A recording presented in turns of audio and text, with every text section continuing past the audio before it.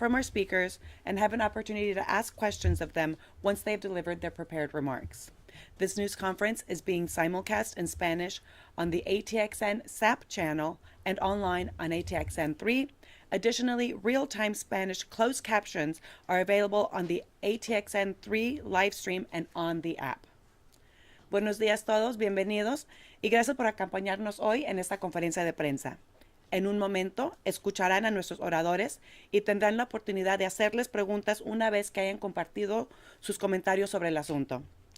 Esta conferencia se está retransmitiendo simultáneamente en español en el canal SAP de ATXN, en línea en ATXN3. Subtítulos en español están disponibles en tiempo real en ATXN3 y también en el app. Mayor? Thank you. Thank you very much.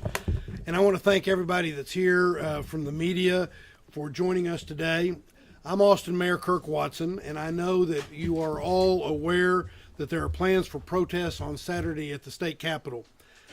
I want you to know that the city of Austin and the Austin Police Department are prepared and ready to protect the First Amendment rights of people to peacefully protest. This is Austin, Texas, and people here are passionate. We have a strong tradition in Austin of peaceful assembly as the capital city of the state of Texas.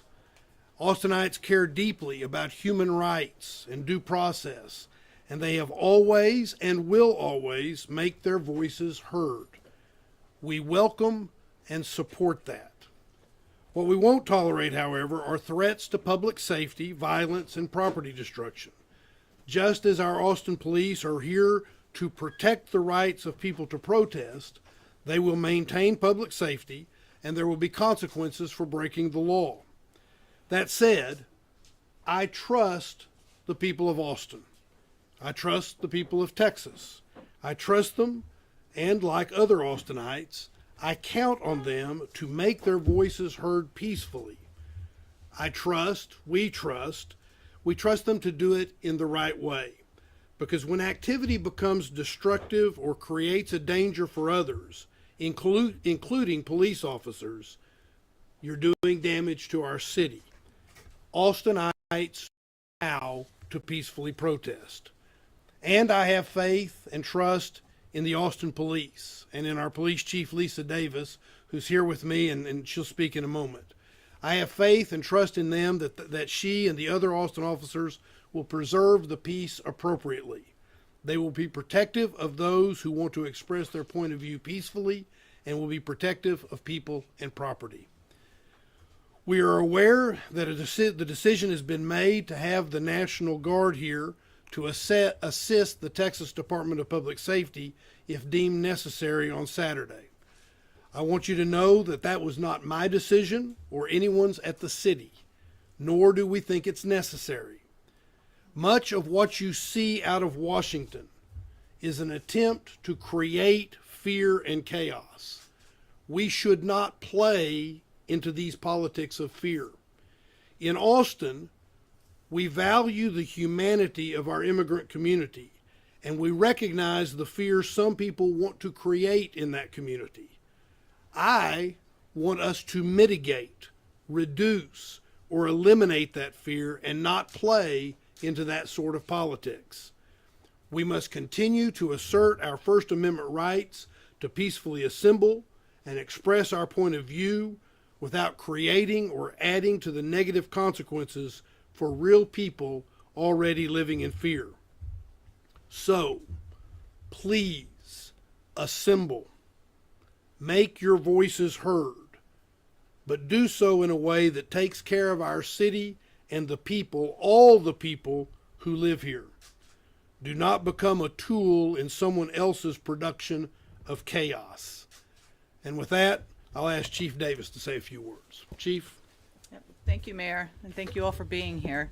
I want to start by echoing a key message that the Mayor just stated.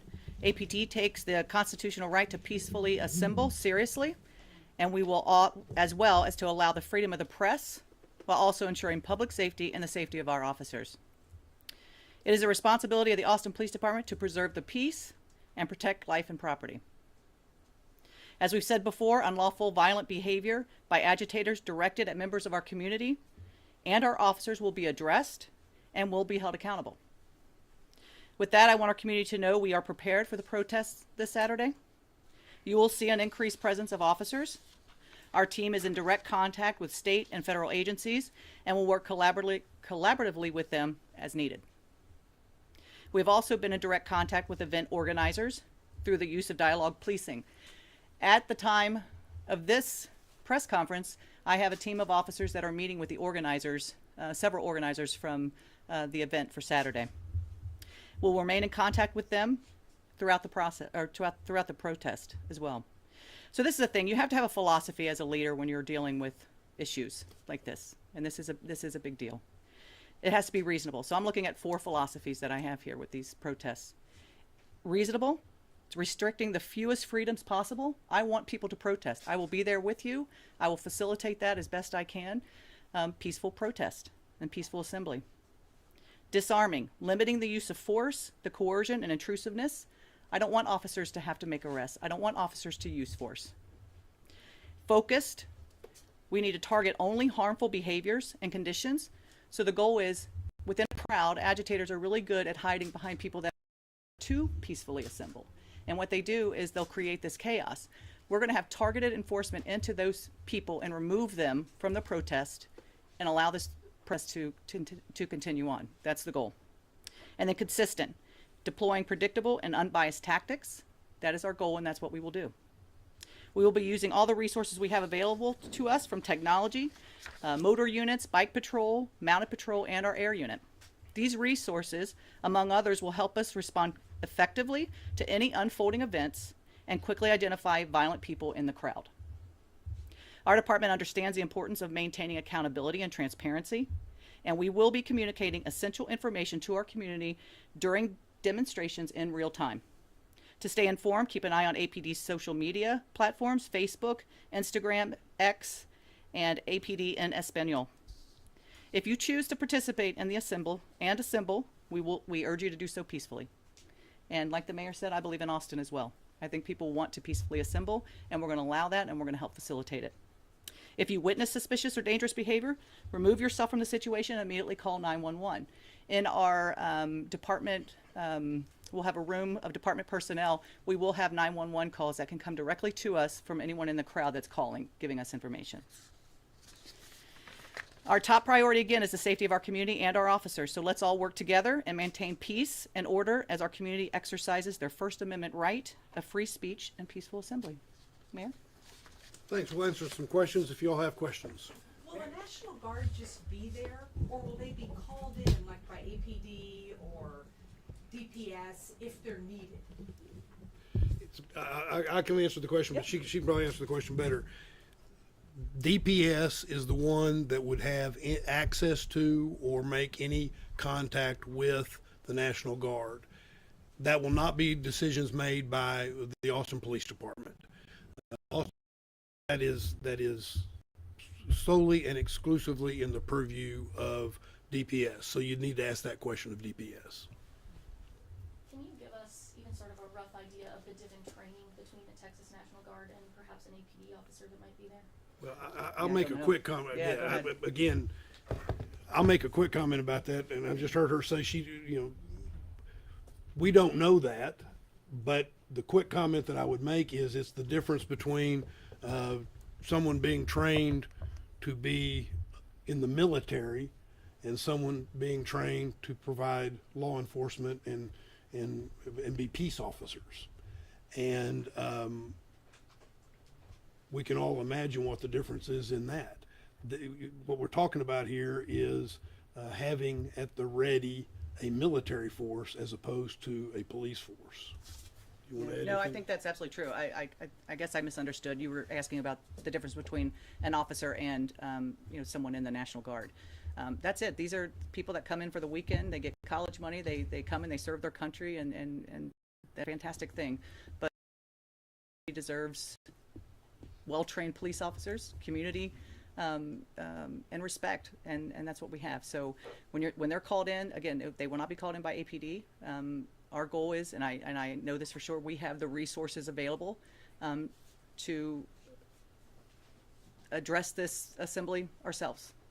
do you disagree with the decision? And do you think it puts more of a chance on this protest of maybe going in a different direction? Well, I'll start with that. I said just a minute ago that we disagree with that. I don't believe that we should militarize the streets of the capital city of the state of Texas. I think it sends a very poor message about the state of Texas. In my opinion, it chills peaceful, constitutional protected activity. It chills people wanting to engage in that. I think it is intended, or it certainly provides, I think, or provokes fear. And I think it's intended to, or provokes, by its nature, chaos. And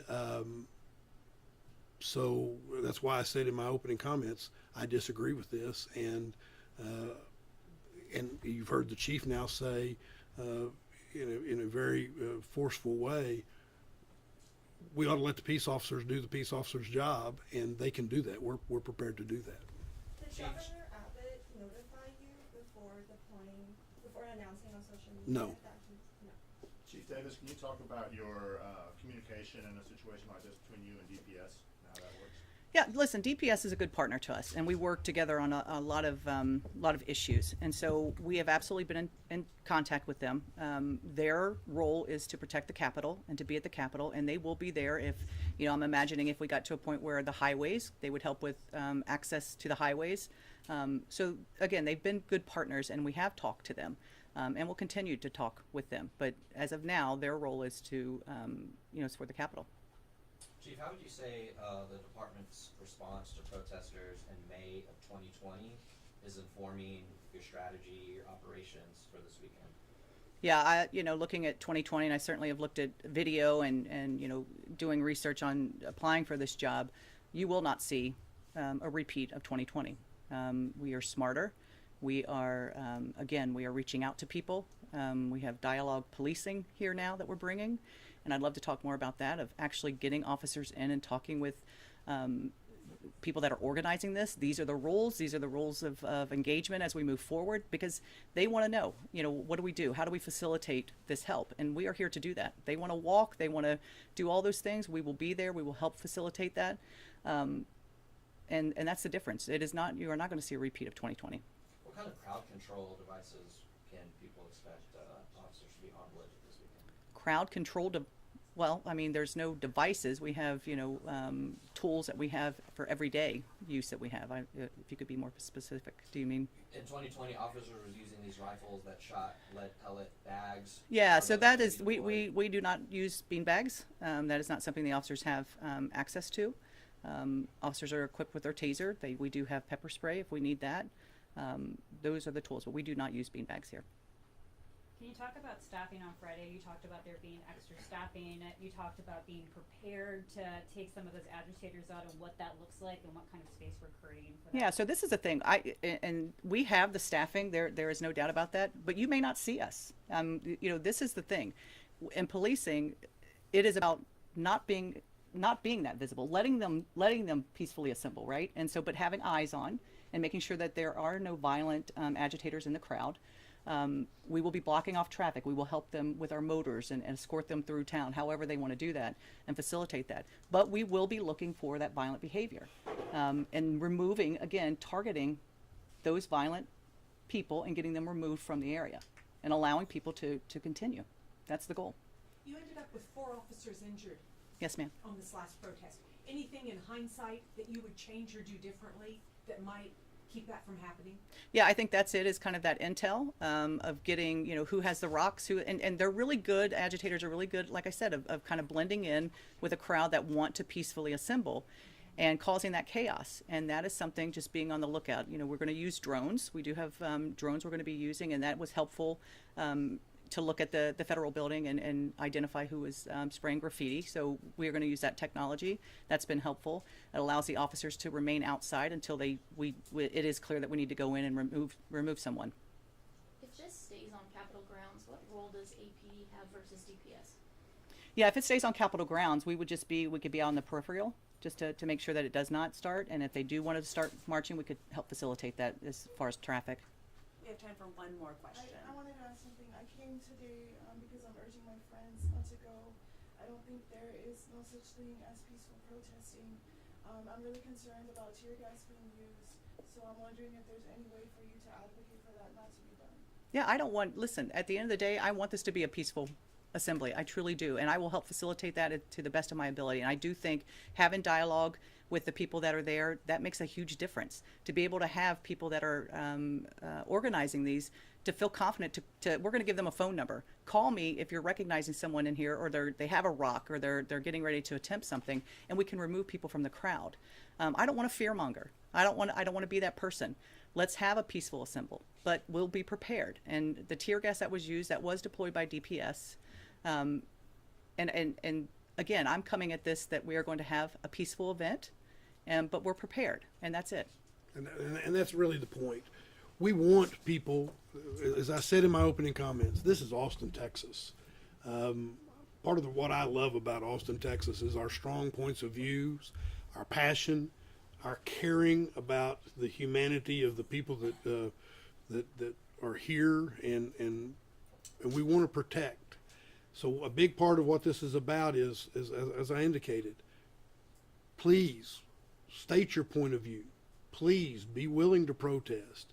We're not, as the chief says, we're not here to fearmonger. What we're here to do is say we want to work to make this the kind of event that people can get that point of view out there. They can express how they feel, and they feel strongly about what is going on. But let's do it in a way, we know how to do it right. Let's do it in a way where we do it right. We protect each other, and the city of Austin and APD is ready and prepared to make it peaceful and to help with that. So with that, thank you all again for getting out the message, and we appreciate all of you being here today. Thanks.